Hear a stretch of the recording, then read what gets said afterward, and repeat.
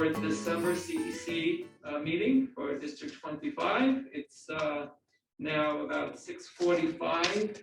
We've been waiting for some of our CEC members who seem to be running a little late, but we'll get started. Welcome everyone who's here in person and for everyone who's here remotely. Let's just start with I'm going to call the meeting to order and ask for the roll call. Ready? Joseph Di Benedetto. Present. Wing Yu. Present. Anne-Marie Knable. Present. Joseph Chu. Present. Sung Young Lee is running late. Rashmi Krishna has an excused absence. Michelle Frederick, we're still waiting on her. And Catherine Pappas is online remotely. Okay, so we don't Here. have. I got you. Good to see you or hear you. We don't have a quorum present, so we're not going to be able to vote at the time. We'll wait as the meeting progresses, and if we have a quorum, then we'll work on what we need to vote on, and we will look at the minutes at that time. So I welcome everyone to our meeting. We have a guest speaker this evening from DYCD regarding after-school presentation, Susan Haskell. Susan, are you here? Because I'd like to start with our after-school presentation before we go on the contracts for excellence presentation by our superintendent. Yes. Good evening, everybody. I'm here, and I Good can evening, put my video on if that's helpful. Sure. So we're going to leave it with you, and then if there are any questions, we'll take that after your presentation. Welcome. All right, thank you. It's really good to be here. I appreciate the opportunity to talk about our programming, any opportunity that I get. My name is Susan Haskell. I'm a Deputy Commissioner for Youth Services here at DYCD, the Department of Youth and Community Development. And I wanted to start right off by saying, like, for some of you, you may be, I see some of you are in person, some of you are at home.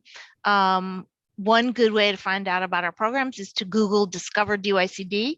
I'll also drop it in the chat here in the presentation, and you can search for all kinds of programming at DYCD, including jobs programs for young people and after school, et cetera. And you can look at a list view or a map view. So whether you want to look for something near your place of work or near your home, I encourage everybody to check that out.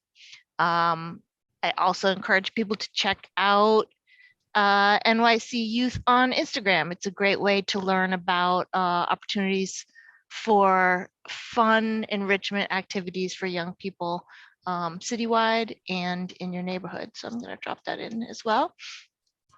And with that, I'll focus on after school programs. I'm not going to take up a tremendous amount of time. We have three major initiatives. We have Compass after school programs, we have Beacon community centers, and we have Cornerstone community centers. Cornerstone centers are located in NYCHA development. Compass programs are mostly located in schools. Some are center-based, and Beacon community centers are all located in schools. We have about 1,200 of these programs citywide. Again, you can see that at Discover DYCD, serving more than 100,000 students. And specifically in your school district, we have 25 after school programs in community school district 25 and 25. That's my slogan for tonight. Serving a little more than 6,000 students. We have 9 elementary programs, 11 middle school programs, and 3 Beacon community centers, as well as a couple of other programs, a high school program and an Explorer program. Some of the providers in your community the high quality providers that DYCD contracts with, I'm sure they'll be familiar with to you: the YMCA, the Child Center, New York Edge, Samuel Field, Greater Ridgewood Youth Council, Chinese American Planning Council. These are some of New York City's great nonprofit organizations that provide after school programming as part of contracts with DYCD in your community. I think one of the reasons, and I welcome our hosts to interrupt me if they want to like shift my focus in direction or pause for a question, and I'm certainly will open it up for questions if you guys have time. But I think that the interest in this area is for maybe a school that doesn't have an after school program. How do we get it? How does DYCD give out contracts for after school programs? So I just want to talk a minute about that. here are some things you can do if your school doesn't have a program. You can let us know. I'll drop my contact information in. We don't always have funding going out the door. We make long-term investments in our contracts in communities, but we do sometimes like to have to be aware of a community or a school that's in need of a program, that wants a program, because it could be that resources do become available in your community, and we especially want to know schools that are like ready, willing, and able to host an after-school program. So for sure, you can let us know. I just don't want to mislead you saying there may be a funding opportunity right at that time. You should let your district leadership know. Sometimes there are opportunities that come straight through DOE. I encourage you to meet with local community-based organizations to talk directly with them about their opportunities to run a school-based program. Get familiar with your community-based organizations, some of the groups that I named, because if funding does come available, in particular through DYCD or through some of the DOE grants like 21st Century or Empire, it is good to have built a connection with one of those community-based organizations. We don't give any funding directly to a school. We give it to a nonprofit to operate programming in that school. You could also let your city council members know about your interest.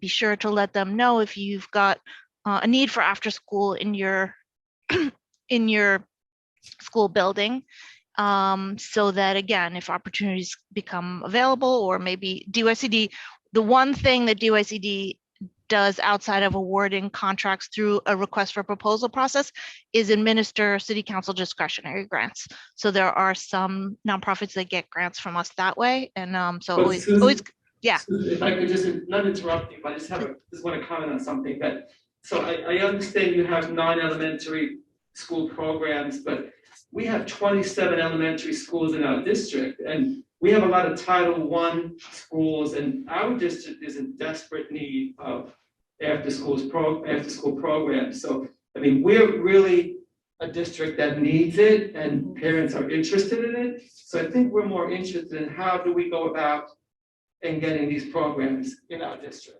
Okay, great. So honestly, my strongest suggestion is to do the kinds of communication, begin the kinds of outreach that I'm listing for you here. And I'm happy to follow this up with an email that kind of like, again, like repeats these groups that I'm speaking to, letting us know, your district leadership, talk to CBOs, city council.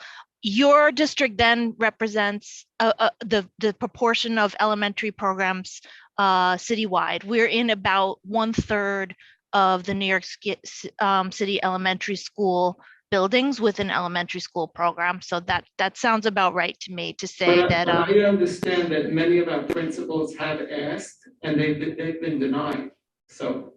Okay, so that's a good point. So what we try to do is make investments in schools and communities that are for the long term. When we do a request for a proposal, in other words, we have funding for after school, we're typically not taking any resources out of schools where we have existing programs. In other words, if we release in the next year or so new funding for after school, we're probably not going to take it away from the 9 schools that already have programming. What we would be doing is giving an opportunity for a new nonprofit to say, I'd like to be the one operating a program in your school, and then your school community has an opportunity to work with that. What we need in order to get to additional schools in your community is additional funding. And that has happened to a large degree in this administration, but much more so with middle schools than with elementary schools. So there still are across, and I also want to say a reminder, I'm only talking about the DYCD funded programs. DOE also has its own 21st Century Empire community school program. So there may be additional programs in your community, but I'm just naming the ones that are funded through DYCD. So a lot of people advocate for additional funding, and that's a way for us to reach additional schools. That would be the way that we could put out a request for a proposal that includes new buildings. Like you may have an elementary school program with a lot of students who want an enrichment program after school, a lot of families who need the childcare, and that would be a good reason to, again, like, let me know, talk to your city council person, because what it requires is an expansion of the budget. DYCD's budget has to get, more money for elementary for us to reach more schools. But So, what you're saying is we can't do outreach to TYCD, we have to reach out to our elected officials? Is that? no, the first thing I said is let us know. I don't Okay. have new funding right now for elementary school, so I wouldn't be able to respond to your requests.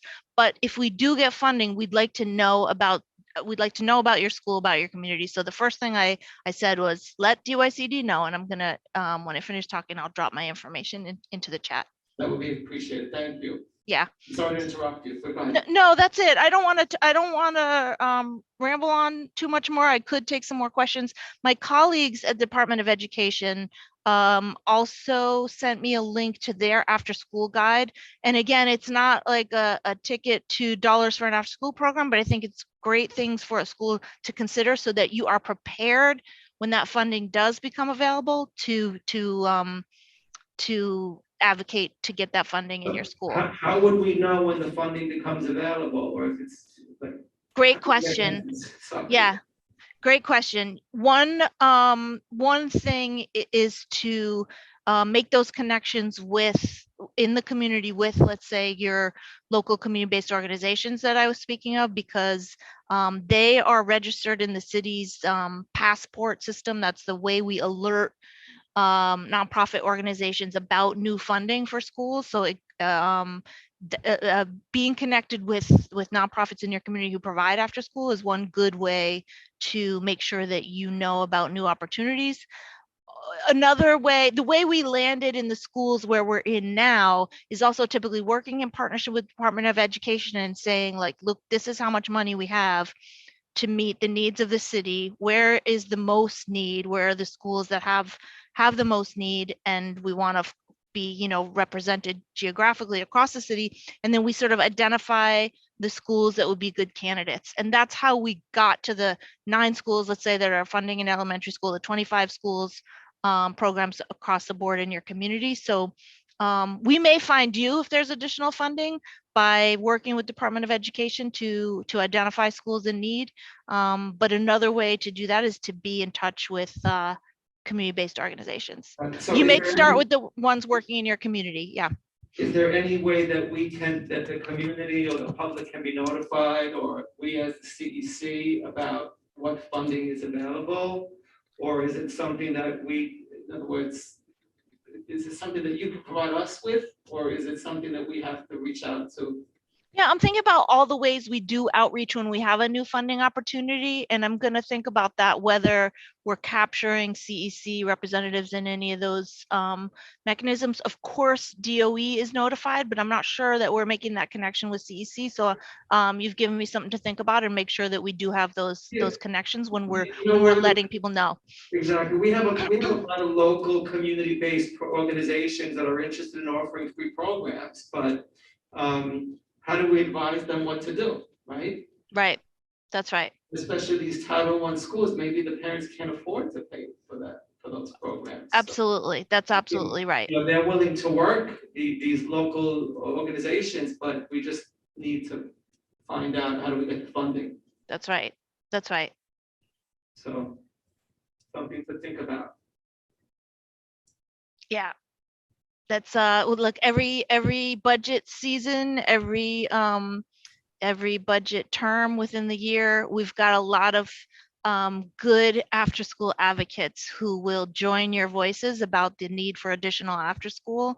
And that's, you inviting us to come talk to your meeting. That's one way to begin to launch your advocacy. But again, it's getting additional money is really the way to reach more schools in your community. And I hear you loud and clear saying there's a lot more demand than you currently have resources for.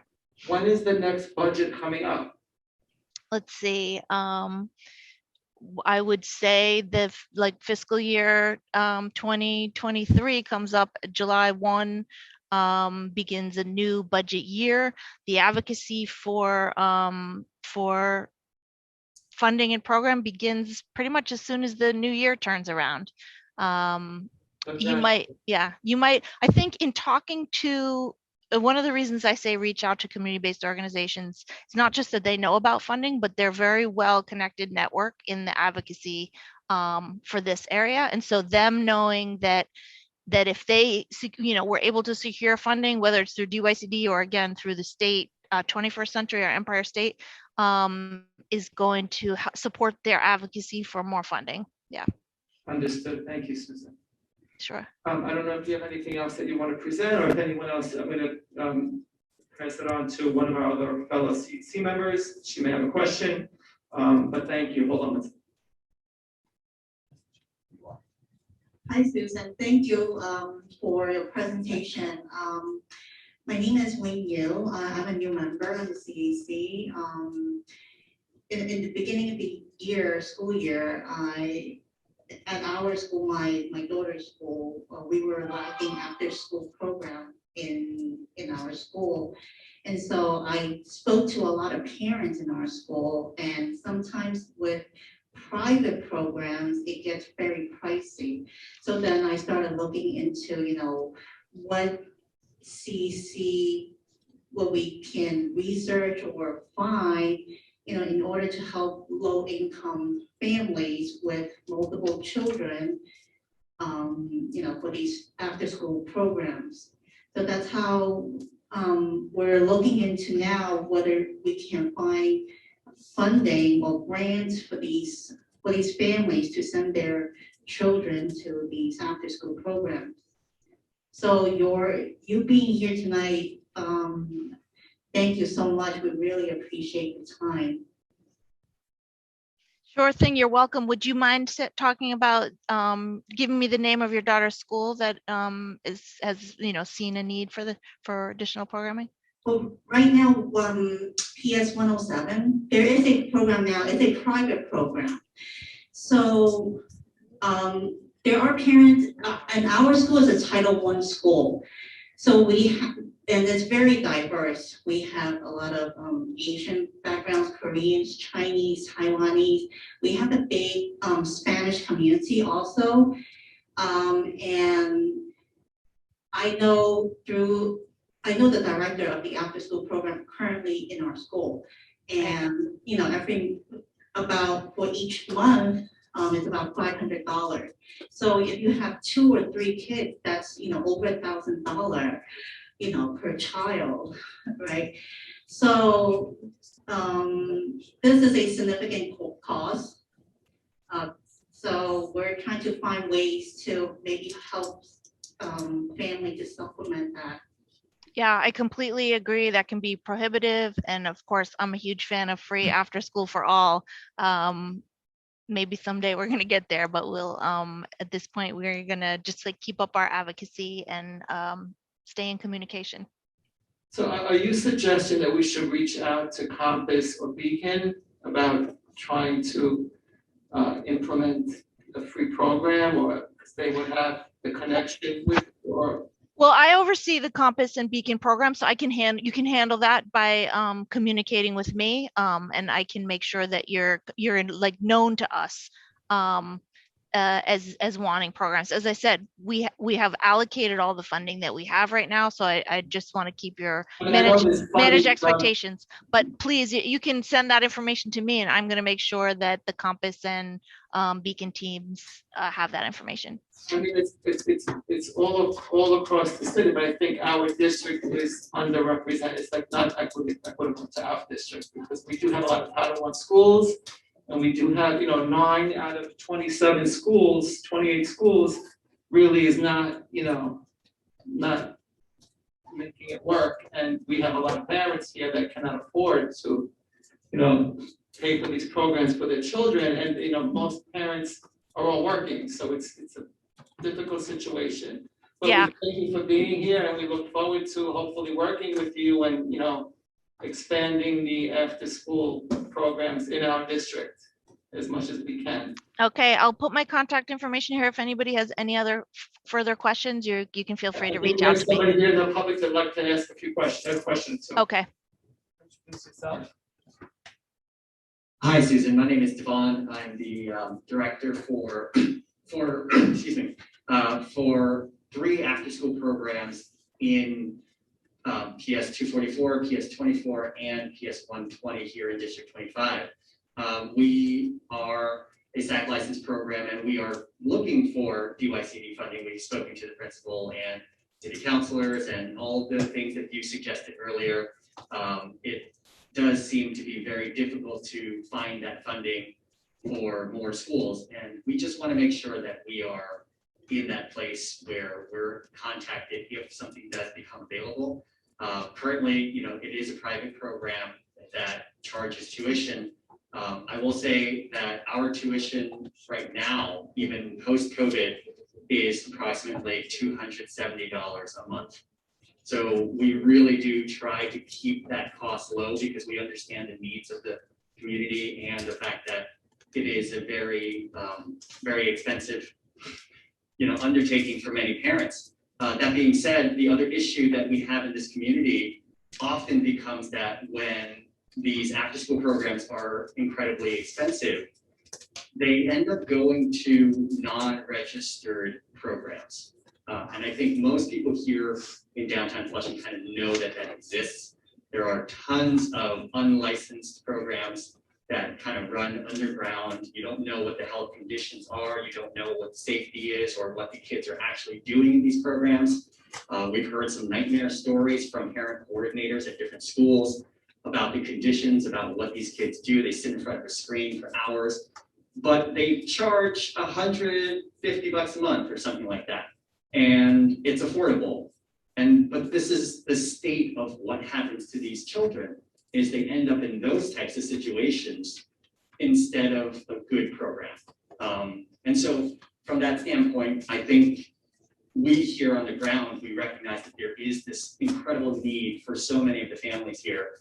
And we're really hoping that somebody up there is listening and somebody up there can help us to find the funding to assist in those situations. I know money doesn't come flying off of trees, and I know that there's only a limit to how much DYCD can do, but we've been working here in this community since 1986. We've been running programs since 2009.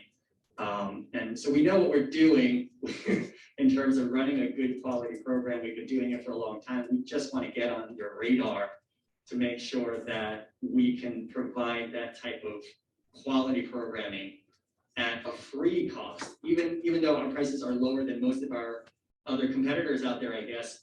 We want to do this at an even cheaper free rate. Devin, we'd love to be working with you. I hope that you're registered in Passport so you can get notifications about funding opportunities. And I really appreciate that you have been doing your programming and getting your SAC licensing. I mentioned Discover DYCD earlier on and the maps and the list of the programs.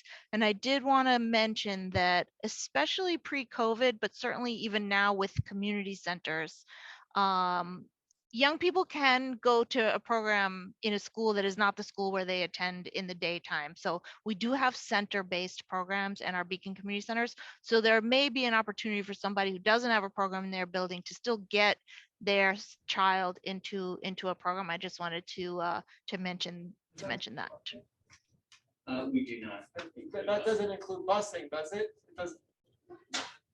No, it does not include busing, but some programs do pickup. So like it's if your kid happens to go to a nearby neighboring school, it's just worth looking into.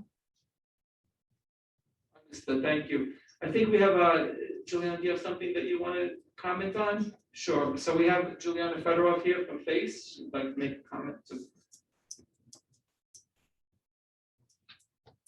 Stop my, oh, she should. Right there, because you're on the camera's right here, so perfect, there you go. Good to see you. Thank you, Jeff. Thanks so much. I really appreciate Susan's presentation. This is sort of underscoring much of what Susan has already said, but the Office of Community Schools at DOE also works closely with DYCD. And so they were sharing that, like Susan said, there's various types of federal, state, and local funding that support the expanded learning time of like this after school programming. both schools and districts and CDO partners can apply directly for some of these funding opportunities. And like Susan mentioned, the 2023 funding cycle is coming up. They are anticipating a request for proposals being released for Empire After School in 2023. So that's something for you as a council to keep on your radar, and for other members of the community to keep on your radar if you're looking for funding opportunities. Juliana, what is Empire? Empire After School is, I think Susan knows It's that. another government funding stream. It doesn't come through DYCD, it comes through the state, Empire and 21st Century. And again, who's going to be applying for those grants are the local community-based organizations. So that to the extent that your school identifies one or two partners you want to be connected with, you'll be ready for those opportunities, you know, when they come up. So can I just answer a question? I'm sorry. And I think it's for both of you guys. So. Hi, Susan. Thank you so much for being here tonight. I'm Danielle Domingo, the community superintendent. And I think the question for me, just in terms of my own knowledge, is so we have community-based organizations such as CAPA that know the whole process of what they need to do to prepare themselves. But is there anything out there for other organizations that we could maybe refer them to get the information that they would need to be ready for funding that would be available? Like, how would they know? So I would say, I know Devon did mention some of those other community-based organizations, some of them, you know, not really what we would want to see, but others that are, you know, willing to get prepared to be part of any of these grants. Like, do they, and so often they'll call the district, but I don't know how to advise them where to go.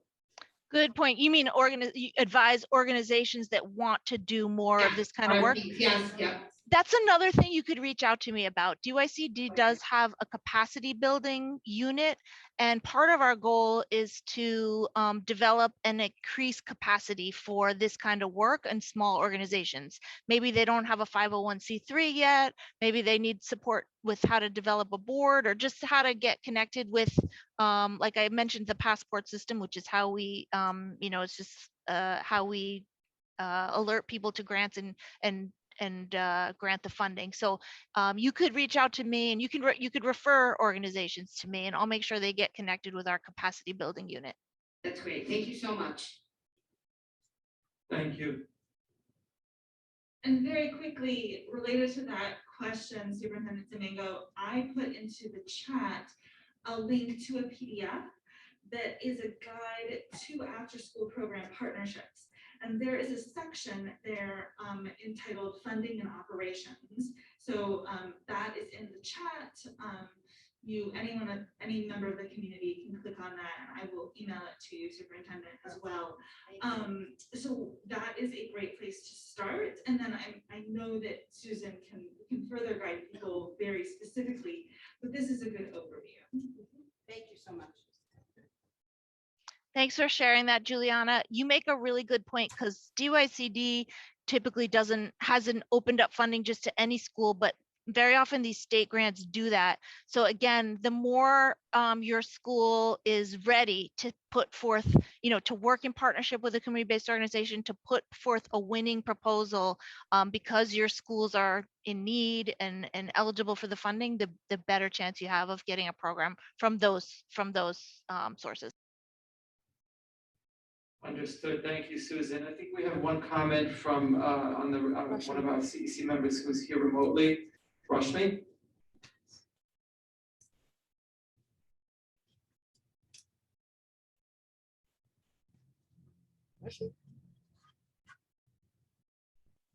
Are you here, Rashmi? No, she's co-host. She thinks. Yeah. She muted herself. Charlie, can you hear us? Hold on 1 second. Okay, now I can. Okay. So, hey guys, I'm still at work. Sorry, I couldn't be there. So very quickly, I wanted to just, I may join again for the business meeting, but I wanted to make a comment and question for Susan. First, let me just vouch for Devang. They are an amazing after-school program. So I think it will be beneficial for you to partner with them. They're amazing. My kids were there personally, and I don't say that because of my kids, but they, at the cost of that, they provide an amazing after-school, amazing emotional and academic program.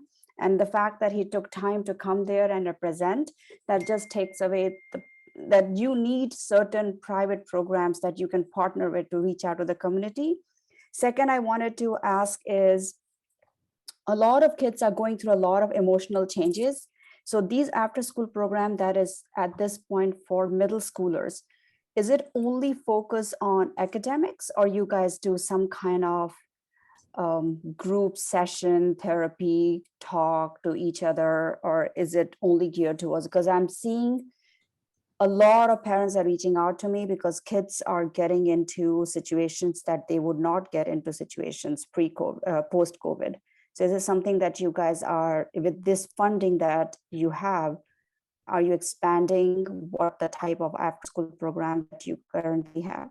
It's such a good question, and it makes me feel so good to hear you brag about the program. I'd love to hear that organization or program name if you want to drop it in the chat.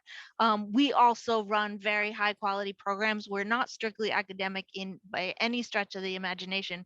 We are running enrichment programs to include everything from STEM, such as robotics. We've got theater arts, visual arts. Young people can participate in leadership activities, civic engagement, really run the gamut. Comprehensive after school is what we provide, especially, I think you mentioned middle school, especially in middle school where students' voice and choice is really important, the kinds of options, activities that are running. So our Sonic programs, and I will say we're in virtually every middle school program with a Sonic. So one of the hallmarks, I think, of this administration was really investing in middle school kids for the reasons you mentioned, and because we are really seeing what you described, that COVID is taking its toll on all of us, but in particular on young people.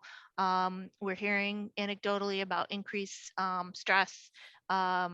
We train our providers in positive youth development, social emotional learning, and trauma-informed care, because young people our goal is to help them learn new things, develop skills, experience success, but while they're there, positive peer relationships, relationships with caring adults, support groups, and counseling is a critical component of our work as well. Absolutely. And Susan, I just want to let you know that so we meet with a lot of your organizations, especially middle school, and everything you say, I just want to echo is absolutely there and Great. part of the planning and the work that they do. One of the things I love about the CEC, and I know Michelle has been working as well on the middle school piece that the district is also going to take part in, is that we have to make sure that parents are aware of these after-school programs for our middle schoolers and that students are attending. It's very different with elementary school. Sometimes our middle school students want to do something else. And so we want to make sure that we are working together as a community with our community-based organizations and our families. So that's also something that the CEC has spoken about doing. So I'm really excited about engaging in that work as well with your local organizations. Thanks for that. Thank you, Rashmi. Thank you, Superintendent. Susan, I hope this opens the door for further discussion and we can perhaps meet once again, and we look forward to hopefully expanding the program in our district, right? Especially CAPA is the organization that Devon's with, right? So you can put that in the chat, Emery, if you don't mind. And once again, if there are no other comments or questions, I want to thank you for coming this evening and wish you a nice holiday season. Thank you again.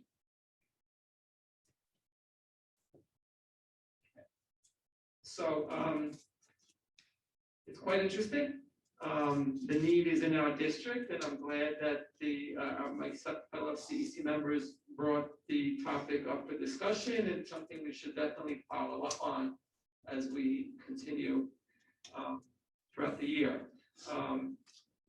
We have, Shirley's here now, we still don't have a quorum. Do you know if is, Michelle gets out at 6:30, so I don't know. okay, so we'll just continue on before we go to the other business. But moving forward, I'm going to introduce you to our superintendent who will give us our C4E contract for excellent presentation. Okay, so while we put the PowerPoint up, I just would like to go over a few announcements for the district. I want to make sure all of our families had a wonderful Thanksgiving break.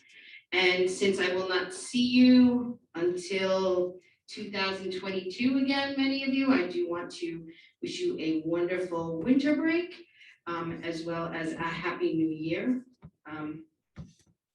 So a few announcements today. So I know many of you have seen on TV that Chancellor Porter has announced that she will be leaving her post as Chancellor on December 31st, 2021. So our city school chancellor, Misha Porter, who took over the nation's largest school system mid-pandemic and served as its first Black woman leader, will leave her post when Mayor de Blasio tenure ends on December 31st to become CEO of a Bronx foundation, she announced just this morning. Chancellor Porter will start in 2022 as chief executive, leaving the DOE after a 2-decade career and is serving 9 months as our chancellor. She has been an advocate for all children in New York City and worked to ensure that our schools were open this year. I worked very closely with Chancellor Porter, and without her guidance, that would not have been made possible. It has been an honor to work with her, and we wish her well at the end of this year. I also would like to announce the retirement of our executive superintendent, and District 25 would like to congratulate Ms. Mabel Sarduli. I know many of you have worked with her. Executive Superintendent for Queens North, we wish her well on her retirement, which she announced last month right after our CEC meeting. So I didn't have an opportunity to thank her publicly. And we welcome our new executive superintendent, Dr. Maury DiGovaya. Dr. DiGovaya has a long history of working with our schools and the district, and we are happy to welcome her to District 25 and look forward to supporting her vision for schools across both Queens North and Queens South. So she has over 200 schools that she's managing. Next Monday, she will be visiting with me across many of our schools in our district, and I'm really excited to show her what District 25 is all about. Tomorrow, our Queens North BCO will be hosting a parent workshop entitled Supporting Multilingual Learners. It will be at both 12 p.m. and 7 p.m. I have included flyers here tonight for anyone who is interested. And Louis, I know that you're here, you're gonna give something to Carly and put in the chat for families. So Supporting Multilingual Learners has been posted on the Queens North Family webpage, and as of today, 560 families have registered for both sessions, and we will continue to market our professional learning sessions for parents. In addition, we've added the registration link and flyer on our Queens North website as another platform to promote learning centers. And that is tinyurl.com/4QN-parents. So I do encourage all parents interested to become part of that workshop that is hosted tomorrow at 12 and 7. Next is our Save for College program. As I have announced earlier during our last CEC meeting, all Department of Education kindergarten students are eligible to join the Save for College program. Kindergarten families who do not wish to have their child's data entered with New York City Kids Rise must opt out of the Save for College program. This program currently is only for kindergartners, so there's not a massive opt-out, it's only for our kindergartners. The deadline for families to opt out is December 31st, extended from November 30th. Note that parents who wish to opt out continue to have the following 2 options. You can opt out in the New York City Schools account, which is the quickest way for families who choose to opt out. Or parents may return a signed opt-out form to their child's school for data entry into ATS. You can get opt-out information from your school's parent coordinator or by calling our district office. Parents who do not want to receive the New York City scholarship account associated with the program Parents who do want to receive the New York City Scholarship Account Program associated with the program should take no action at this time. It will be automatic. So all kindergartners will automatically be placed in New York City Kids Rise unless families opt out. So it's really important for our kindergarten parents to know that. New York City Kids Rise will send a welcome kit in early 2022 advising families that the account has been established. Okay. Brilliant New York City. On Monday, November 29th, 2021, we held our Brilliant New York City District 25 Community Engagement Session, which is the first of what I hope to be many. I would like to thank all of our community members, our principals, our assistant principals, teachers, paraprofessionals, and parent leaders, especially Wendy and Joe, who volunteered to be part of our breakout sessions. I was really excited to share this work with our community and allow opportunities for us to engage in discussion about what we want to see across all of our kindergarten classrooms next year.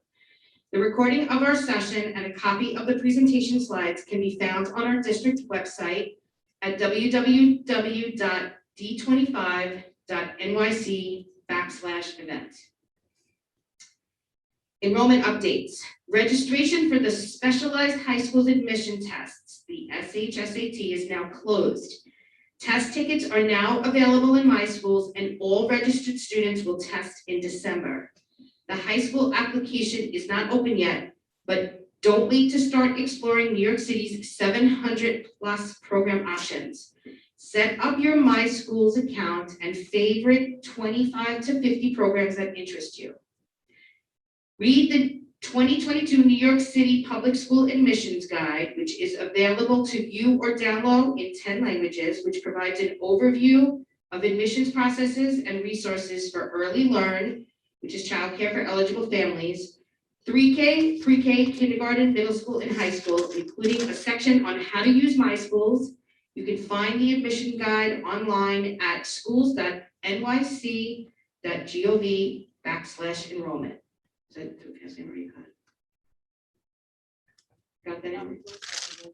Okay, Louis is putting all that in there as I speak. You're fantastic, Louis.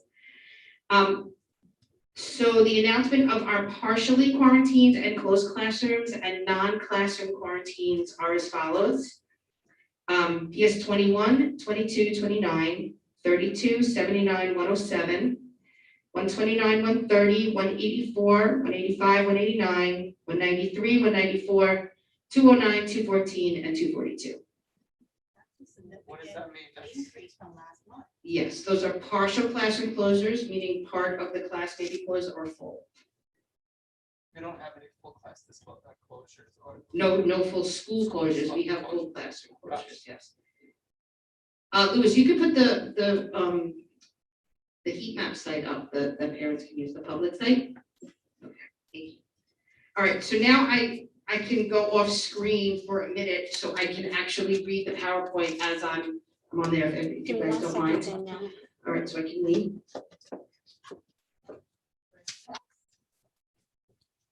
Yes. It's okay. Wires all over the place. My house, my bill, office. I'm like right here, right? You mind if I move this a little bit? Not at all. You gotta move it only. Uh-oh, Okay. I don't know, we'll figure it out. Is it okay? Did I? It's No, I'm good. I can do it for you. Let's do it in the dark. Hi, good evening, and I welcome everyone here tonight for our Contracts for Excellent District 25 presentation, where I will be talking about our fiscal year 2022 proposed plan. With me tonight, I do have our District 25 and Queens North Borough Finance Director, Mrs. Paula Latito. Paula, are you here? I'm here. Hi, everybody. So Paula will be here to answer any questions that you have regarding the budgets and the Contracts for Excellence PowerPoint as I read it. And this recorded meeting will also serve as something that we will send to Central if there's anyone who wants to make public comment or give feedback regarding the contract for excellence presentation tonight. Okay, here we go. New York City DOE receives foundation aid from the state, which makes up a portion of our overall budget. As a November 2006 Court of Appeals decision, it stated that every public school child in the state has the right to a sound basic education, and that the state has the responsibility to increase funding for New York City public schools. As a result of this court decision, the New York State legislature passed legislation requiring that for each school district that has at least one school that requires academic progress or is in need of improvement, the school district should receive an increase in foundation aid, and a portion of that foundation aid would be subject to the categorical spending requirements of the Contract for Excellence funds. Funds were received in the 2007-2008 school year. The DOE has not received additional funding to the requirements of the Contract for Excellence since fiscal year 2012. C4E is a set-aside amount from state foundation aid. According to the C4E statute, the amount of C4E set-aside may not be less than the prior year's set-aside amount, unless the commissioner expressly establishes a different set-aside amount. These funds under state law must be distributed to schools that meet certain requirements and must be spent by those schools in designated program areas, which I will discuss in a moment, set forth in the Contract for Excellence legislation. Go to the next slide.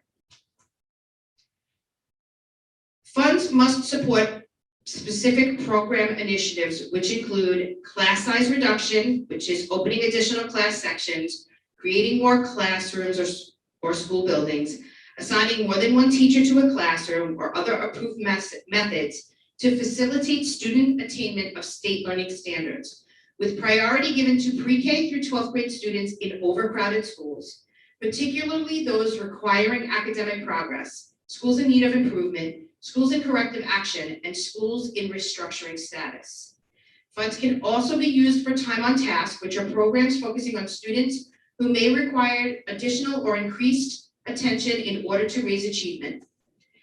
Teacher and principal quality initiatives, which are programs supporting development and retention of high-quality teachers and principals for raising achievement in struggling schools. Middle and high school restructuring, which is instructional and structural changes in middle and high schools to support class size reduction and raise achievement in struggling schools. Full-day pre-K programs and model programs for English language learners, which are programs supporting schools in adopting best practices for raising achievement among English language learners. Funds should be used towards meeting schools' overall educational goals as outlined in the school's comprehensive education plan, or the SCEP, and must be allocated predominantly to students with the greatest educational needs, such as our English language learners, students in poverty, students with disabilities, or students with low academic achievement or at risk of not graduating. Funds must supplement, not supplant, local funding or other grants. Expenditures made using C4E funds must supplement, not supplant funding by the school district. However, SED has provided guidance explaining that certain expenditures may be paid for with C4E funds, even though these programs or expenditures were originally or have been typically paid for by the district or by other grants. For example, if a program had been funded by a different grant, but that grant funding has been cut, then C4E funds can be used to fund the program. Funds can be used for new or expansion of existing programs only.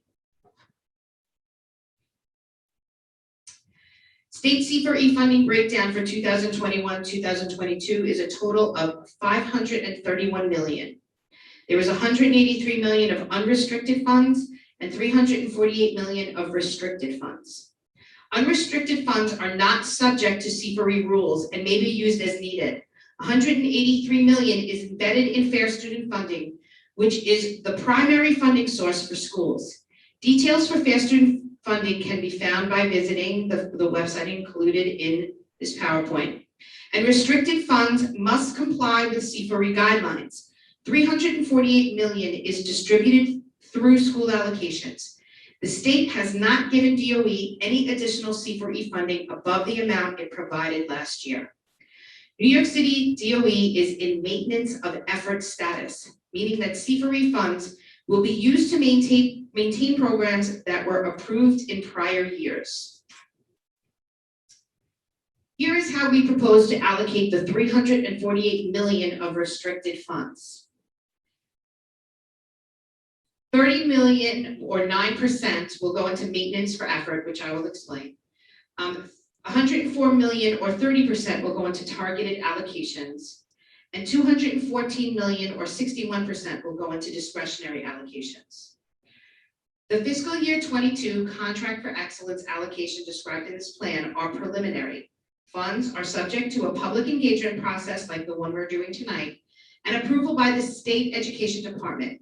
Please note that distribution of all funds is subject to allocation guidelines as specified in state regulations.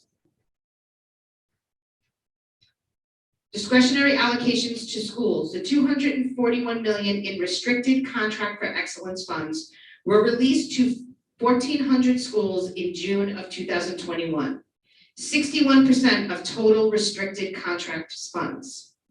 The use is for continuity of service for existing C4E programs. However, if a school cannot maintain effort because of significant changes in its student population or its overall instructional strategy, it could choose to reallocate funds to a different allowable program area. Targeted allocation schools. The amount of $104 million of C4E funds were targeted for specific programs. Schools receiving allocations were chosen based on an overall student need and capacity to carry out the specific program. This represents 30% of total restricted contract funds. Funds will be allocated directly to schools for specific programs, including, but not limited to, $90.7 million integrated co-teaching classrooms, or ICT, formerly collaborative team teaching, or CTT. $9 million for full day pre-K, and $4.7 million for autism spectrum disorder ASD classrooms, which we have in District 25. Maintenance of effort. The amount is $30 million, 9% of total restricted contract funds. The department proposes to spend these funds to maintain summer programs impacting the students with the lowest academic achievement in the city. How C4E dollars are spent, which are expenditures for the $348 million restricted funds. So 2% or $7.8 million is spent on pupil personnel service providers. $327 million or 94% is spent on teachers. Other than personnel services, $9.5 million or 3%. Assistant principals and principals, $3 million or 1%. Proposed discretionary spending for Community School District 25. Schools were allocated discretionary contract for excellence funds and have proposed to spend those funds as followed. $425,886 on class size reduction totaling 7.57%. $2,547,498 or 45.26% on time on task. $925,175 or 16.44% on model programs for ELS. $1,730,408 or 30.74% on teacher and principal quality initiatives. And there's District 25 is not allocating any funding for middle or high school restructuring or for full day pre-K. So total amounting $5,628,967. Comprehensive information about these proposed allocations, including school level program strategies and performing targets, are available at the website included on this PowerPoint. Once again, all proposed allocations described in this plan are preliminary and contingent on further analysis of school-based conditions. School year 2021 C4E plan, all funds by program strategy. So this chart here shows the difference between the citywide total and District 25 total and the percent of that CEC 25 is spending. So program class size reduction is allocated for reduced class size, reduced PTR, maintain class size, maintain PTR, minimize class size growth, and team teaching strategies. Time on task is around dedicated instruction, before and after school, summer school, individualized tutoring. Danielle, one question. Do you mean District 25? Because it says CEC 25. Yeah, that's community, yeah. That's what that means. Yeah. Okay. Yep. Yes, I thought we were getting money. Wouldn't that be great? Teacher and principal quality initiatives on program strategies such as teacher coaches, leadership coaches, mentoring new staff, and recruit and retain highly qualified teachers. And although we're not allocating any money, the middle and high school program strategies are usually on restructuring changes and instructional changes. For our 2021 C4E plan, our full day pre-K is, you see the CEC allocated district-wide total. And model programs for Ls and program strategies are ELL initiative program, innovative programs, parent involvement, and teacher recruitment. Oh, sorry. Once again, all proposed allocations are preliminary. Class size as an allowable activity during the 2021-22 school year. For 2021-2020 school year, the DOE will continue its efforts to reduce class size. One of the allowable activities for which contracts for excellent funds may be spent pursuant to the C4E legislation. Principals may use C4E funds to reduce class size or student-teacher ratios in their schools. The New York State Commissioner of Education has determined that the 5-year class size plan created in 2007, when the C4E legislation was issued, is no longer in effect. At this time, we will take public feedback into account also in the incoming months as we continue to develop a citywide contract for excellence plan. The deadline for submitting public comment will be January 1st, 2022. The public may comment on any aspect of the plan, including how schools are planning to spend their discretionary funds within the 6 allowable program areas, how the DOE is allocating the targeted contract for excellence funds to schools, and the public comment process. Educators, parents, and all other members of the New York City community may submit their comments by email to contractsforexcellence@schools.nyc.gov. So at this time, is there anyone that has any questions or comments regarding the contracts for excellence fiscal year 22 proposed plan? Mr. Chow has a question. Well, to make sure you are, yeah, I'll bring this to you. John, I just want to- Oh, Joe, you can use this. Good evening. My name is Joseph Chow. I'm a newly elected member. I just have a question in terms of reducing class size. Aren't our schools overcrowded already, which means we don't have any additional space? How do we plan to reduce class size? Okay, so, yeah, space is a big issue in District 25 and many of our schools. So, reducing class size could be a problem. But in the schools that do have space, they can use the contract for excellent funding or other funding that the schools allocated to reduce class size. And also, reducing class size is also when you create ICT classes because you have 2 teachers there, usually a special ed and gen ed, and that also reduces the pupil-teacher ratio in a class, which is like reducing class size. Okay? Wait, Joe has another question. yeah, Thank you. In order for you to create more ICT classes, you need 12 special ed students and 22 mainstream. So if you cannot come up with 12 special education students, you cannot create ICT classes. That is correct. You need to have the right ratio, and of course, you need to have the need. But in our schools, there are quite a few ICT classes. We also have certain schools that, even though they may have space issues along in working with their SLTs, they do make decisions to reduce class sizes, let's just say in certain grades. And when you do that, that does maybe mean hiring additional staff. So there are certain schools where their SLTs really do take into consideration the needs of their building, what space is available and how they can best utilize it and make the decision to reduce class size. Are there any other questions on the council members here? Are there any questions in the chat? No.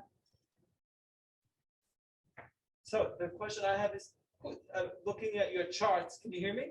Yeah, I can hear you. Who determines how, in other words, how much money our district gets and how that's broken up? Like, what's the comparison with the rest of the state? That's a good question, Paula. How is the contracts for excellence allocations determined? Okay, so right now, like Danielle read, you're getting the same amount. Right now, we're on a maintenance. So we get the same amount every year. And the schools, are using it to do this, either the same programs or new programs if there's a change in the need of the school. And as far as actually using the C4E money, we use special drop downs. So if I know a school is using the C4E money to reduce class size, there's a special drop down in the budget that will indicate that. That's how they get the different breakdowns. So Did I answer your question? What was that? Are we within our budget, or is that, in other words? So there were a couple of things, good news for District 25, and Paula, correct me if I'm wrong, I know we discussed this earlier. So across the city, all schools are being held harmless, correct, for register loss? Yes, that's correct. And as well as all schools are being funded at 100%. That's correct. Which was a big deal for a lot of our schools. So we're really happy to hear that. Yes. And like Danielle said, you don't always have to use the contract for excellence. You can use the increase in fair student funding, especially this year, since if schools had register loss, which a lot of our schools did, they don't have to repay that money this year. So the schools are doing very well this year, besides getting all the stimulus money that they got. There's a question in the chat from Mr. Altman. How are you, Mr. Altman? Morris. Hold on. There's a comment in the chat regarding John Liu's announcement. Morris, are you there? He's got on mute. Morris, on mute. Morris, you have to unmute. I don't have a He mic. doesn't have a mic. Okay. Okay, so I think his comments in the, I can't read the. What happened to John Liu's money that he said he had? Can you read it? Yeah, John Liu announced that the state was allocating more funds. What happened? I don't know about that. I will check with his office, but that's not part of C4E. So I'm not, did he say it? Well, I don't know. I'll ask about that, Morris, and get that answer for you.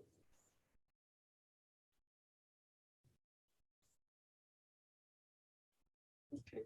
I can't see the chat. Did he comment? He did not comment back. He said Thank you. Okay, thank you.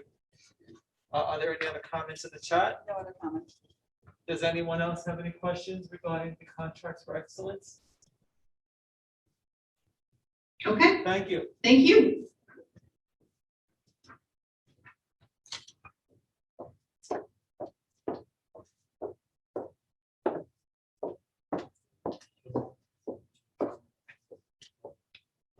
Sure. So thank you, Danielle.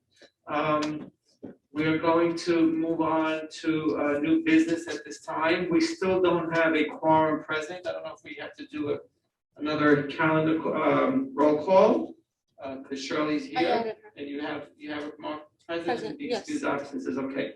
So we do have openings on our CEC, and we did have a special meeting where we had interviewed and we met with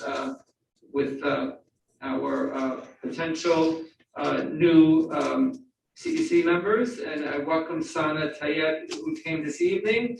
Unfortunately, we don't have a quorum present, so we cannot vote on approval of your candidacy. So I apologize for that. And that's part of the reason why the CEC is looking to fill in our positions, because we have voted on a quorum be present physically for us to make any to vote on any topic, and we are lacking the quorum here. We have five members present, we need 6 to vote. So we have a few members who are excused, absent today because of work stories. And I apologize that you're here, and I hope that we can take on the vote next month.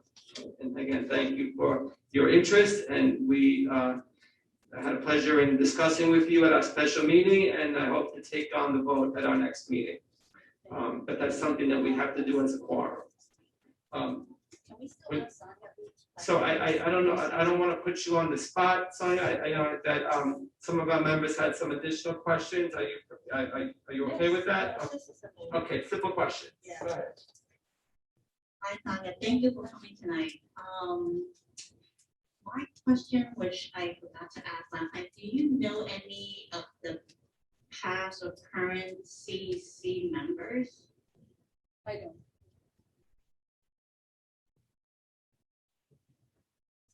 I don't know if that's a good thing or bad thing, but thank you for that comment. So, you know, we hopefully look forward to seeing you next month, and hopefully we'll have a quorum present and we'll be able to take the vote, okay? So again, as we are not here as a quorum, we cannot take any votes, but we can discuss or look through our minutes and get consensus on approving it. So I ask the fellow council members that are here, if you look through the minutes from our November meeting, and I'll take a consensus to get that approved. Right, that's public comment. So while the council members review the minutes, we will, if anyone here would like to put their name on the public speaking list, you can do so, and I'm assuming the same on our Lamar, good to see you. We'll get to you in a moment. Is there anyone else on the chat or list? If you'd like to make a comment, please put your name on the chat.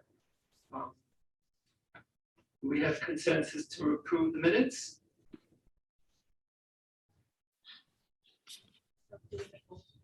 I don't think we need to do it by motion. We can just take consensus that the minutes are approved. Is everybody in agreement? Yes. I'm in agreement. Shirley, you're in agreement? Okay, so the minutes for the November 9th meeting are hereby approved.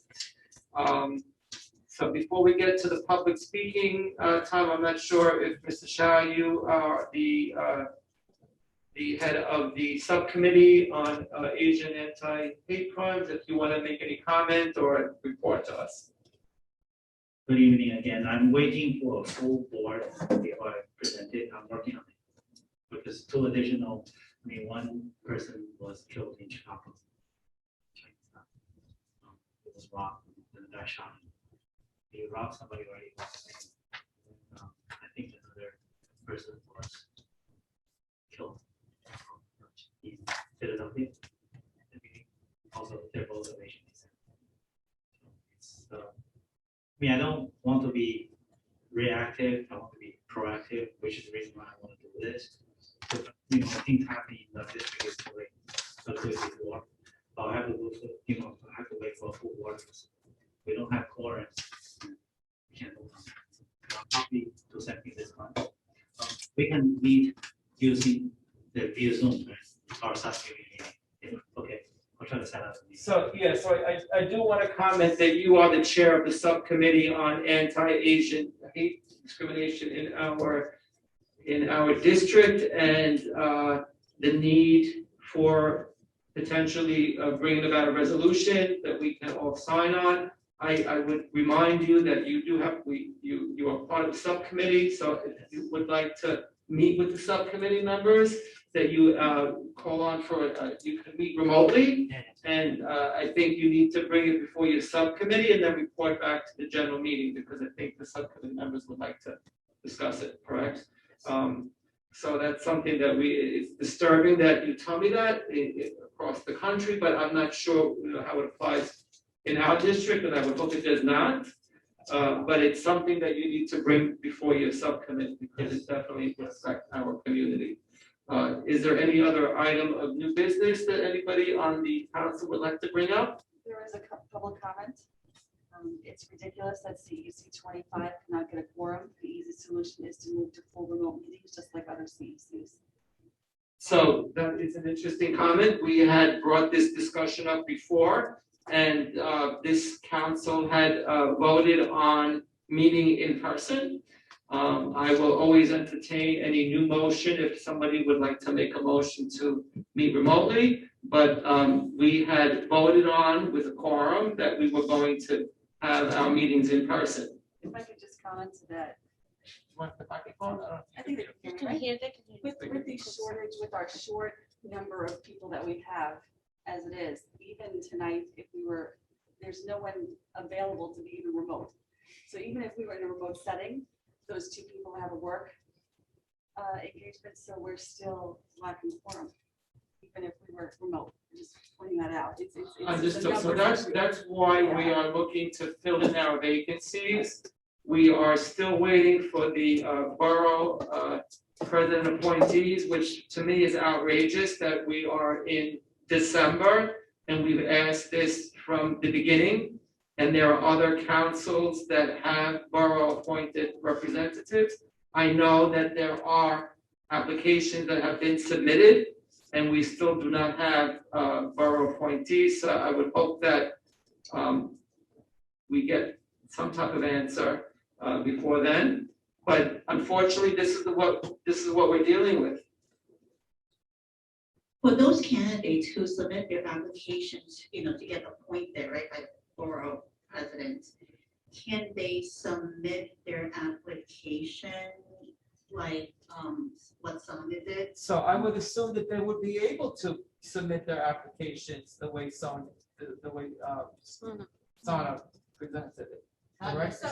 But they don't have to be parents of students that are enrolled in schools, correct? So the people who submitted vacancy applications to CEC 25 have to have children in K grade D25 schools.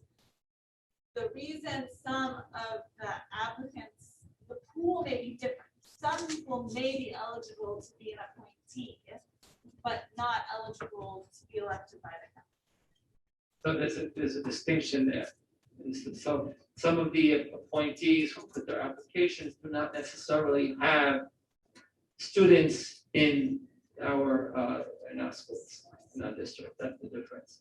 But that's why it's important for us to hopefully get a quorum and vote on filling the vacancies.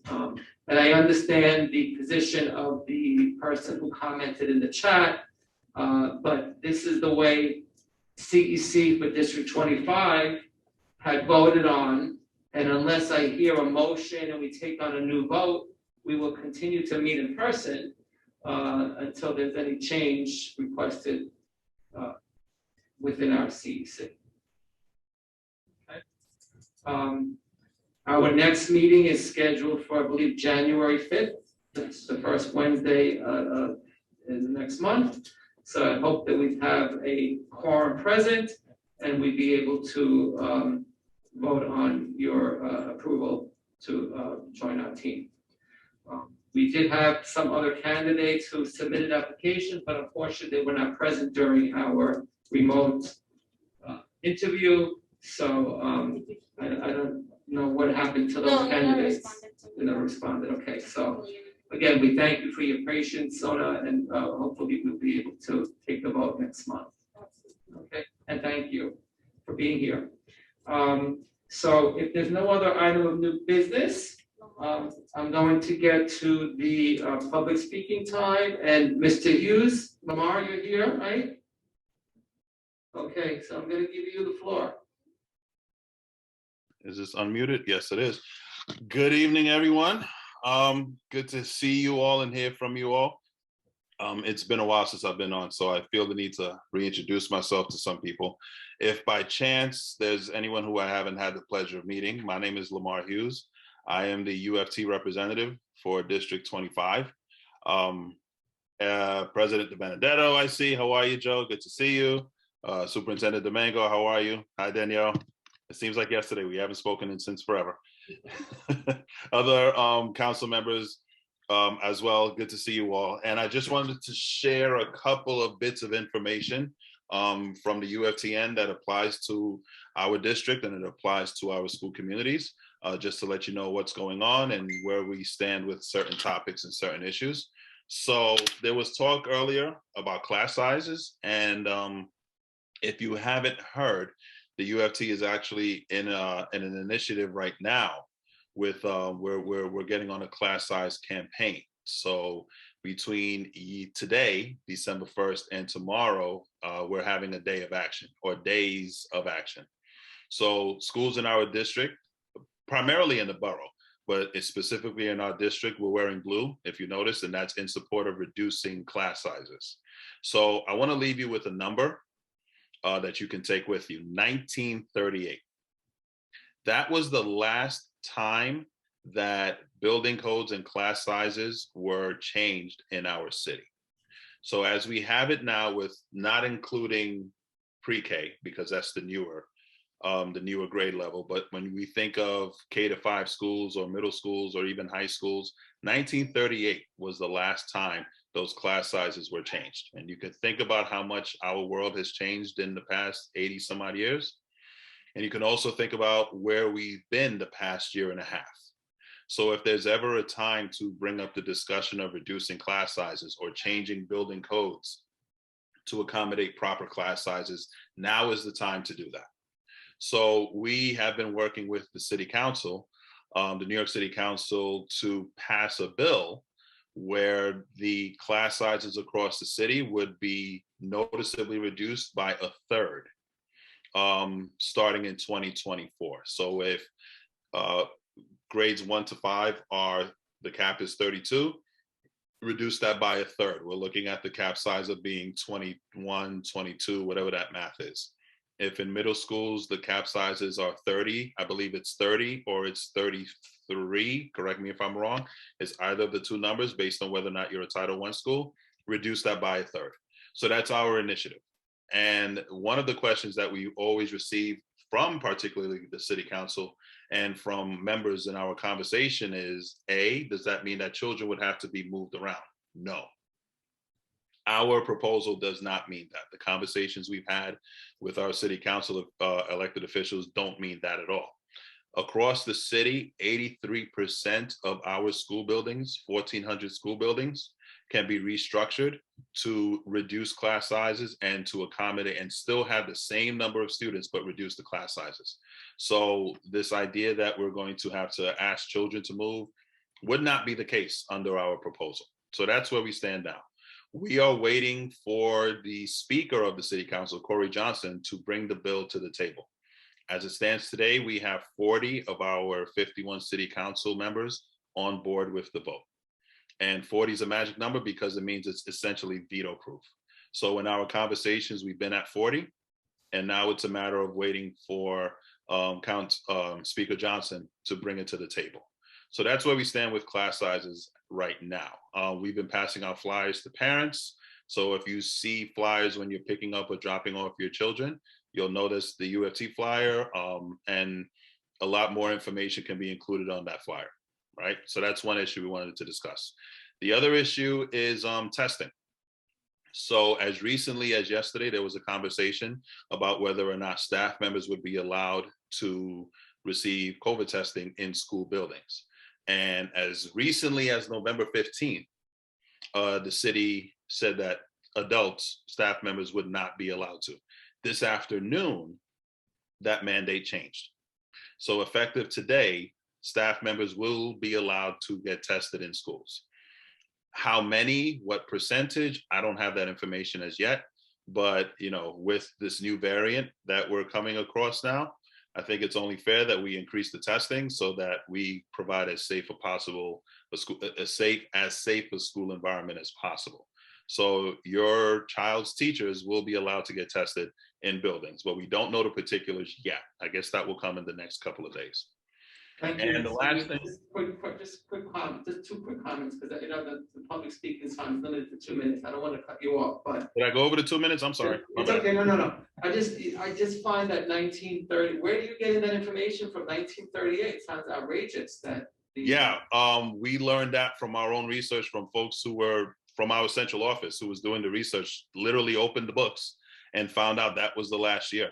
So what happens, and I'll say this briefly, every year that there's a contract renegotiation, you essentially have the option of take the contract or deal with the Was contract. the UFT even around in 1938? Nope. I don't think so, yeah. Okay. No, we have not. Gotcha. Okay, so I just wanted you to, what's your last point? I'm sorry. Yeah. All right, so the last point, and I want to share this with parents regarding ventilation in school buildings, since we're getting into the winter months and there's concerns about, and this is conversations that we have with our members. So we want to make sure everyone's on the same page and everyone understands what the protocol is based off of the CDC, based off of the Department of Mental Health and Hygiene. You can keep 2 windows out of the 4 in your classroom. 2 windows would suffice, but they only have to be open at about a 3-inch mark. So, and my bad, and the top portion of the windows as well. So the bottom portions should not be open because that wind will hit the children first. And that's what makes your room colder. That's what makes our children colder. It's the top portion. 2 of those 4 windows can be open at about 3 inches tops. If your building has an updated ventilation system, you don't need to have your windows open. So those are our conversations with our teachers so that they understand what the guidelines are. And we're sharing that information with parents as well so that everybody is on the same page and that the guidelines are transparent. So especially, and I really want to stress the bottom portion, those bottom windows as we get into January, February, we can keep the bottom half closed, but the top half can be open at a few inches. And if you're at a building that has an HVAC system, I believe I'm going to use 499 as an example, you don't have to have the windows open because they're creating enough fresh air and ventilation on their own.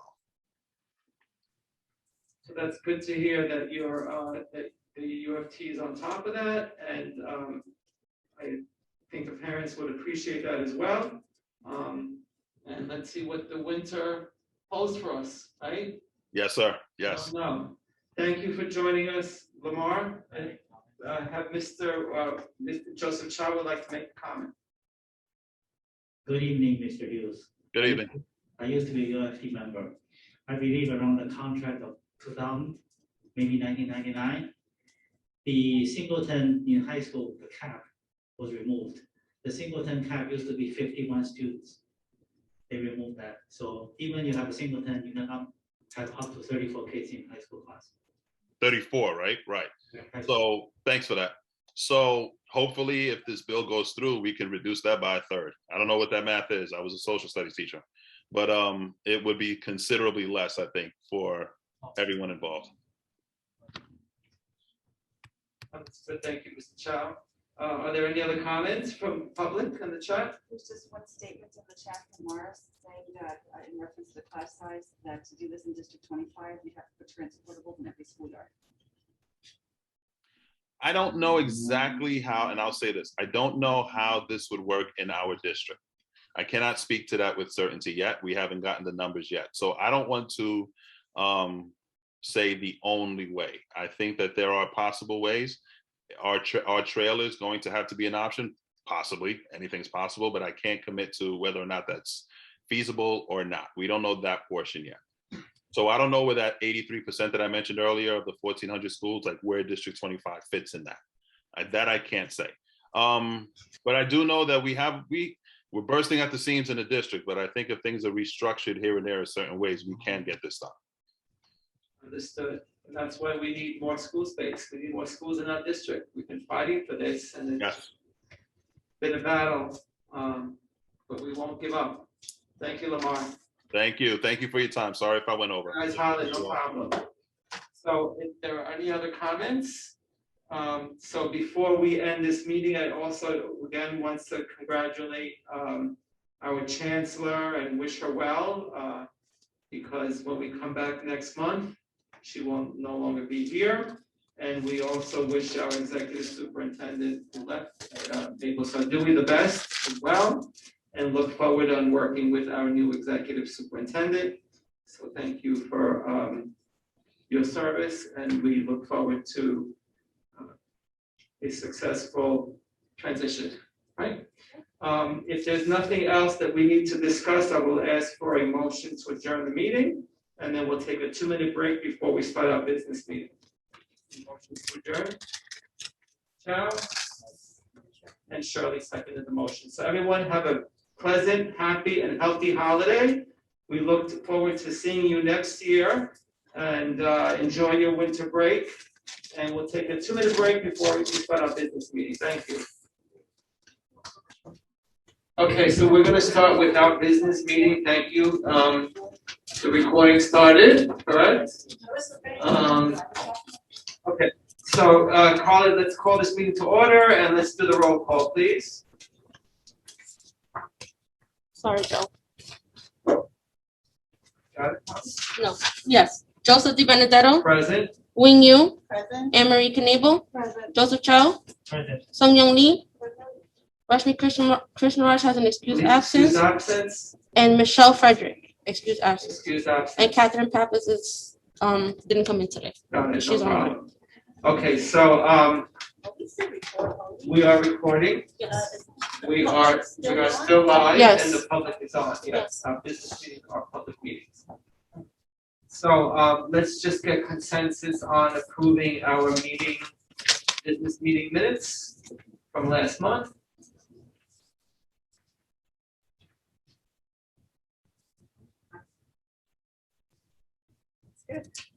So we have consensus on the approval? Approval, okay, perfect. So I do want to comment about the attendance requirements, because it seems to be a bit concerning. I know we have some CEC members who are here remotely. I think if we, I'm not sure if she's here now, but Rashmi was here, but if Rashmi is willing to publish her address under the the public meeting law requirement, then her venue would be deemed a public meeting venue, and she would be able to vote remotely. So I think, if we want to get a quorum and get things going in our district, that's an option. I would reach out to Rashmi and see if she's willing to do that. If she's not willing to come to our meeting, I know Mr. Chow has offered also to have her come here and pick her up if possible, which is a nice gesture, Mr. Chow. But it is. Attendance, though, is we have to post it in advance. You would have to post your home address if you're not attending in advance of the within the 72-hour notice meeting requirements. So that is an option. So I appreciate the fact that Ms. Krishna came remotely, but I do want to give her the option of being able to vote. So that's something that she may want to consider. Okay. Having said that, I do feel bad that we had our candidate come this evening and we were not even able to vote on whether or not we approve her candidacy. So she would have been the sixth. She would have been the quorum. So that's something that's important. She would have made us meet quorum. We do have openings, so we're hoping that if there are any other applicants, unfortunately, we had special meetings with interviews and some of the applicants never showed up or followed up. So that's unfortunate. And we will follow up with our borough president about the appointed representatives. Okay? Is there anything, I know we spoke during the general meeting, Mr. Chow, that you would basically, I would ask that you call a special meeting because you can do it remotely, if that's a problem. And this way we can make some progress on your report back of that resolution, because I know things are moving, but the year's going by, right? So we're already in January and no progress has been made on that topic. Are there any other items of new business that any of the council members would like to bring up? Bring up something. Sure. So Do you need I- the microphone? No, I think you can all hear me. It's coming through over there. Coming through? Okay. Yeah. So I think that we need to take a look at our bylaws. I've said it at the previous meetings, but I really do think that we need to have a meeting to start looking at specifics in our bylaw as far as attendance and code of conduct, and maybe not, we can't change the amounts of excused absences, but we can put parameters as far as providing documentation for those things as you would do at your place of employment. If you're on bereavement or, out for a certain amount of time, you'd have to provide documentation to that. So I think that we do have to have some kind of protection for the CEC in our bylaws, that there has to be some kind of a better structure to those. It's too vague. So I understand what you're saying is that we should, within our, modify our bylaws to put a provision in that there's an excused absence, because these absences there's no limit on the number of excused absences, and I don't think we can change that. But you're asking that if there's an absence that's excused, that the person who's not appearing provide written confirmation or correspondence Right, because I believe justifying their excused absence, right? exactly, because based on their not being able to provide documentation would be the difference of an excused or unexcused absence. And then we can move forward, because right now we're a little bit, even if we had someone remote, we're still title numbers. Even if someone was one out, we're still title numbers. 2 people out, we're back under quorum again. So until we really have a full count, we have to have some kind of way to move forward. So if that means vacating a seat with excused absences, even if, we have to be able to manage the seats that are also filled and but vacant. If that makes sense. It makes sense. I did some numbers last time when we were trying to vote for remote. Yeah. We could not, if everybody should take just 2 excused absences, we could not meet quorum every single time for the rest of the year, right? I understand your idea of getting a note. If somebody has to work, how can you get you a note? From their employer You would have a. or self-employed, right? A letter. Right, I mean, these are things that I'm saying that have to be discussed. I mean, obviously, there's nuances to it that need to be discussed. That's why I'm bringing it to the table for us to all have input. I just feel like there needs to be something more, because we have a seat that's filled that has been vacant for 3 meetings in a row consecutively, and potentially more coming, and we have nothing that we can do about it. I hear your frustration. Yeah. We're here, right? Yes, we are. Yes, we are. I'm gonna try to get Rashmi to come. I wish you would, and I'll go get her. honestly, yeah, I I'll mean, go get her. yeah, I would be willing to pick her up as well. And, I just think it's tough, especially seeing like Sana coming out here tonight and us not being able to do anything about it. Michelle didn't know that she's gonna have to stay, she's a correction officer, your shift changes, she has no control over that. So, Well, things happen, and Right. it's understandable, but we don't have enough of our members. We only have 7 members, so but it's- would it be we really need to, beneficial we to get look at? more members. So regardless of and I understand what your position, I don't think we can even need to discuss it. We could discuss it this evening, but we can't vote on it because we don't have Right. quorum present. So is it something that we should put to a meeting? Like, should we Next have a meeting. meeting just on discussing the bylaws? Is taking a look at the bylaws as a council? So are you Is that what saying you that wanna would form like a subcommittee to review the bylaws in terms of The subcommittee breaking it include all of down? us. I mean, A subcommittee of all. Yeah, we can discuss it at our next meeting again and hopefully have a quorum and take a vote on it. I agree with you, and we need to move forward, moving on with our business, but But you should bring a draft of the statement. Like, you should bring a draft in writing of the changes to the next calendar meeting. That's what I mean. So that you can then vote on it at the following calendar. understood. So are you willing to prepare a draft for that, Anne Marie? I don't mind doing any of the work for it, but I would like the input of others. Okay, so what we're asking for is you want to commit to a subcommittee to discuss it, and we can do that. Do we need to vote to create some? We don't need to vote to create a subcommittee. We'll never get anything done. So, And this is so, also in the future, like, not just now, like, I think that our bylaws are a little bit loose. yeah, so do you want to chair that subcommittee, Anne Marie? I can do that. Okay, so why don't we make you the chair of the subcommittee on the bylaw amendments regarding excused absences, correct? And I think code of conduct or whatever, you know. Well, we'll call it code of conduct of members of our CEC.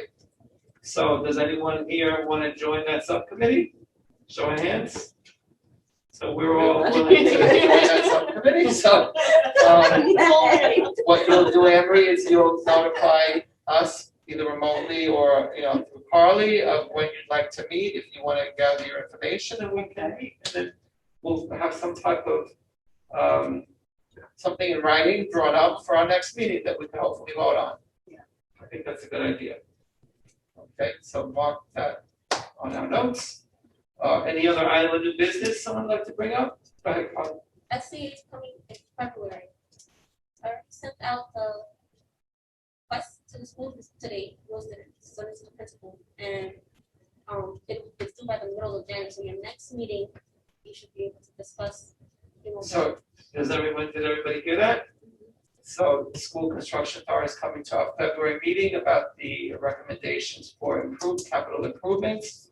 The application went to the school that they should submit them to us by the middle of January. No, Monday, the January, was it 3rd? So the Monday before our next meeting, January 3rd. So I know that we've done some like outreach to the schools through Carly. I don't know, you know, if anyone's been able to make visits to the schools or if any of the principals reached out to you, but Yeah, PS 21. I met with the current coordinator, Jenny.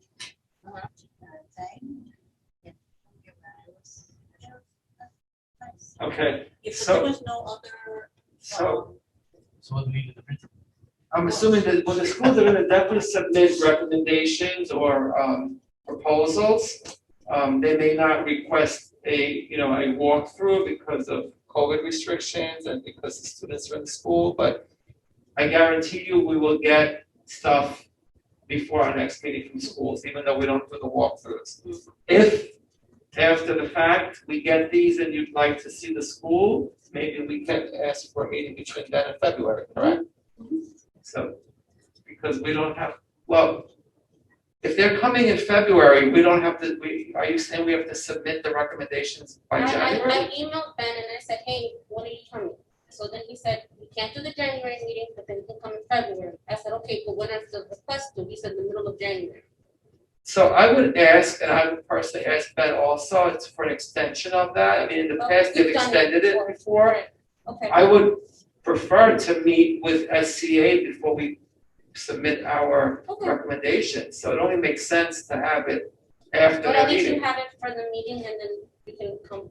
We can have, we can have some things prepared for the meeting, but I would think that I would ask if, if you could start that conversation with Mr. Goodman, or I'll call him, that we be allowed to submit our recommendations following his meeting, at least give us, a week after his meeting, because, we need to hear his presentation before we submit our recommendations. So it's kind of absurd that we would have to submit our recommendations, especially we have a new council here, right? So I'd rather them know what they're looking for and then submit our recommendations. Can we do that? Can we make that request? I'll email. Juliana? Yeah. They've done that in the past, so I don't think, no. Because we do want to make recommendations that will be significant. I can tell you from experience, we've made recommendations in the past and then they're not required to take them, right? And I'll tell you, it's not something SCA handles, it's something that facilities handles. So I'd rather, have the meeting, discuss it, and then present our recommendations thereafter. So let me know if you have a problem with that. You want facilities too?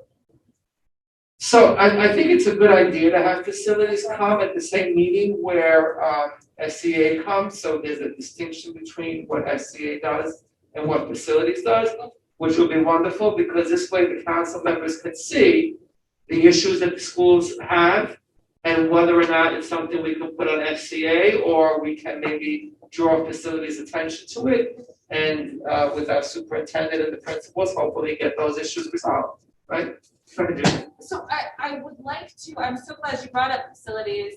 I would like to bring facilities to our next face check-in to start discussing, because Superintendent Domingo even said a couple months ago that you developed a very close relationship with Mr. Leroy, is that right?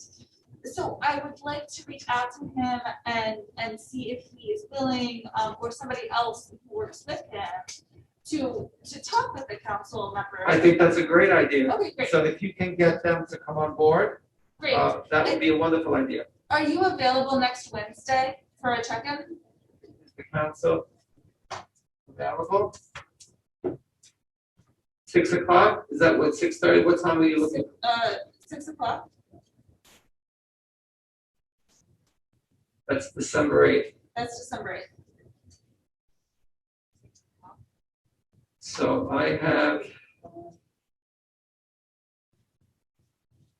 Does it have to be Wednesdays? Can you do Tuesday maybe?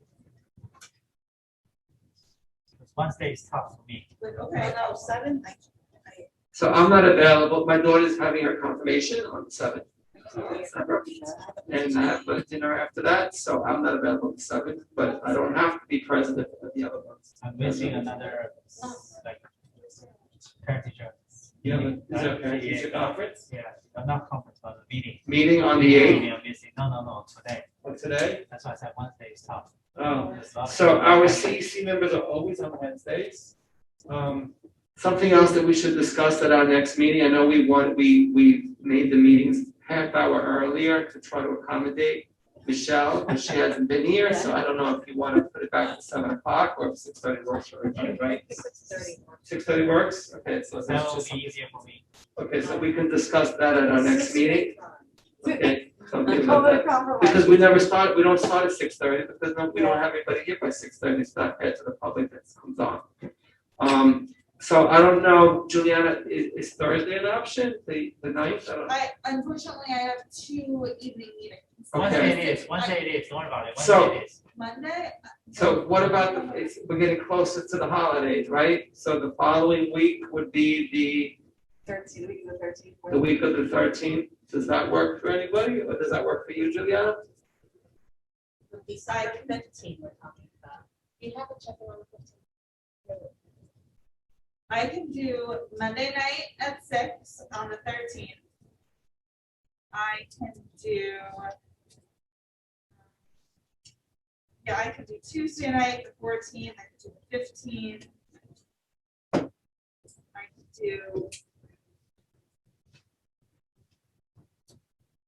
I can do the Thursday, the 16th, so the week of the 13th, I have a lot of availability.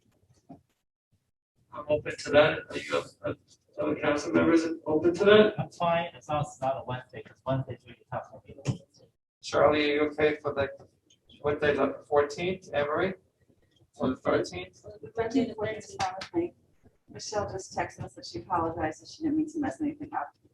She's gonna take off our meeting in January so she can be here. So is she okay to have a check-in on either Monday, the 13th, or Tuesday, the 14th? What do you prefer? I prefer to pick a one. I'm okay with it. I'm very. It's okay. Charlie, you okay for the flexible, 14th? With Emery? Are you okay, Juliana, for the 14th? Yes, it's 6 p.m. virtual Zoom. We'll talk with facilities about their guidance on projects. Okay, and you'll let us know if facilities will be available, correct? For the- No, for the December check-in. 14th check-in, For the check-in. but just to also- get the conversation started, and this way we'll be good. Michelle is saying that they've changed the scheduling for correction officers now. I think I heard on the news the other day too as well. I was thinking of her. And she can't even sneak onto a Zoom, like to even Zoom in from work. at this She's point. still. When, on the she can't vote. 14th? She said, And she it's can't right vote. now, her schedule is I don't too, know how it that seems like it's too much flex to it. She Right. has to commit. Understand, so she's not able to commit to the 14th, but the check-in is not I'll required. record it. Somebody will remind me. Let me record it, okay. And then you remind the other members about the check-in. I don't know if the superintendent, if you care to join. Yeah, I mean, I'll I don't know, you all usually have Esther come in or whatever, right? Yeah, I mean, You'll let us know you're if, gonna reach out to Bill, Juliana? Yes. if Bill's gonna come, right? You'll let us I've know. been in touch also with Joe Lazarus, who works closely with Bill. Okay, perfect. So when, again, remind me, Carly, when are those applications that have to be submitted by Monday, January 3rd? I put it in for the Okay. right before our You meeting. remind the school, you don't mind reminding the schools? No, we will send it out today. Okay, perfect. So this way, I'm sorry to mess this up. I have a SLT on the 14th, in the evening, yeah, at 4 p.m. At 4 p.m. It goes. I know, It goes we talk for hours. forever. Yes. We talk rambling round and round and round. I'm sorry. I love to listen. What about Monday, the 13th? Yeah, Is the okay, 13th yeah, I work? could do Monday the 13th, I'm sorry. are you guys okay for the 13th? I'm fine. So are you okay, Juliana, for the Yes. 13th? Okay, Yes, so yes, why don't we sorry put it about for the 13th? You'll just check with facilities if they're available, right? I will, Okay. but they've been very accommodating. If Bill can't do it, Joe will. Okay, thank you. And our check-ins are not hours long. They're No, like- it's to be like 30 minutes. Yeah, 30 minutes is good. So you're shooting for 6 o'clock, you said? 6 p.m., please. Okay, is that okay? Yes. Okay, so mark your calendars. Any other item in the business? I'm sorry, so Go ahead. are we gonna talk about chamber term or no? I got lost on that. Oh, no, so, well, we No, I mean, can't so- vote on it now. It's just something for us to think about if you want to bring it up at the next meeting. You know, I don't know. If Michelle's schedule changed and if the other council members want to change it, I mean, we already voted on 6:30, which is out there. If you want to change it, it's just an option. We need Michelle to change it. I'm not saying, See, I come here at 5, because if I don't come here at 5, I can't make it to the meeting for 6:30. So I'm here from 5 o'clock every meeting. Are you saying you want us to meet at 5 So, now? no, I'm saying if we move to 6 7, I'd be happy, because 7 I can get here, I can do it, I have to get my son it's in up Little to Neck. you. So Yeah, my husband drops me off, he picks up my son in Little Neck, and then comes back for me when the meeting's over and sits in the parking lot, so whenever I say, we're finished in 10 minutes, and then it's usually 40 minutes later, I know. and I'm you're mad. we generally try to be done before 9 o'clock, right? Maybe we should go back to 7, because I noticed Shirley. Yeah. Shirley's like, I'm getting here. 6:30 is a little bit of a struggle. So, I mean. All right, so why don't we talk, again, we cannot do anything to this Right. evening, so maybe if we have quorum present, bring it, we have to vote on that change of the time, right? Or we can just do it by consensus. I think it would be okay to put it in an email to everybody. But isn't it in your, did you move it in your bylaws? We voted to meet at 6:30, I thought we put it in the bylaws, didn't we? I don't think, did we? I don't think it was in our bylaws. I don't recall I that. I don't remember. So with the community, we have to give them 72-hour notice, so we can do the time. That's just- I'm not worried about that, it's just about whether or not we put it in our bylaws. I'll check. You can But I don't check. think we did. If not, then we can circulate an email, Juliana, and then we can say, look, It's we just- all, It's a scheduling issue. it's good, we can all agree that we're gonna meet on the 5th at 7 o'clock. Yeah, it's not in your bylaws, it only, Okay. your bylaws Does that only work for you? specify days, so just So they're gonna pick my limit kids, Yeah, and then basketball, and my other kid. you okay with that? I have to make Yeah, a send me an decision. email, saying what time, and just move back to 7. Yeah. I don't think. Easy. If they fix it, she's back. So, So the next meeting will be at 7? are we okay to make it for 7 o'clock the next meeting? Yes, I feel like we're still leaving at the same time, even though we're starting 6:30. Well, we start still 6:30, we're Well, still, that's we're not, also- we don't get started till 7, we're just Right. sitting here. Right, so it's just like, it's I'd not rather be really. here at 7, okay? Yeah. So, yeah, are we okay with that? I don't wanna do anything improper, Juliana. No, that's fine. Okay, It's not in your bylaws. so we're gonna start our next meeting at 7 PM and then put the notice out to the community. we adjourn the meeting. Do we have, if there's no other item of the business, is there a motion to adjourn? Motion to adjourn. Motion done by Wing Yu and seconded by Charlie. Sonia, Charlie. Or do you prefer Wendy and Charlie? You don't- okay. Okay, guys, have a wonderful holiday season. Happy holidays. Happy Hanukkah, Merry Christmas, Happy New Year. We'll see you next year. Kwanzaa. Exactly. Happy New Year, Happy happy. New Year. See you next year. holidays to all. Well, maybe not, maybe.